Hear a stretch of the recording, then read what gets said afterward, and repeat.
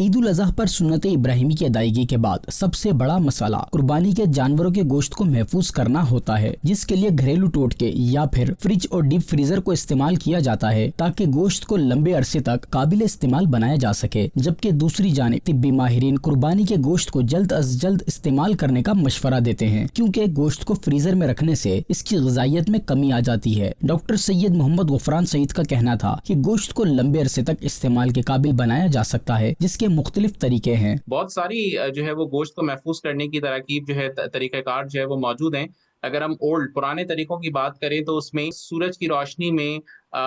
گوشت کو جو ہے وہ ڈی ہائیڈریٹ کر لیتے ہیں، یعنی اس کے اندر جو ایکسٹرا موئسچر ہوتا ہے، جو نمی ہوتی ہے، اس کو جو ہے وہ سورج کی روشنی کے اندر جو ہے وہ سکھا کے کم یا ختم کیا جا سکتا ہے۔ نمک کے ذریعے سے بھی جو ہے وہ گوشت کو محفوظ کیا جا سکتا ہے۔ اسی طرح سے گوشت کا جو اچار ایک تیار ہوتا ہے، اس میں بھی گوشت کو ایک لمبے عرصے کے لیے مختلف مسالوں کے اندر جو ہے وہ محفوظ کر لیا جاتا ہے۔ اس کے علاوہ ایک ٹیکنیک جو فریزنگ ہے، جو ہم سب استعمال کرتے آتے ہیں کہ ہم گھروں میں موجود فریزر کے اندر گوشت کو ایک لمبے عرصے کے لیے محفوظ کر لیتے ہیں۔ یہ کچھ ٹیکنیکس ہیں جو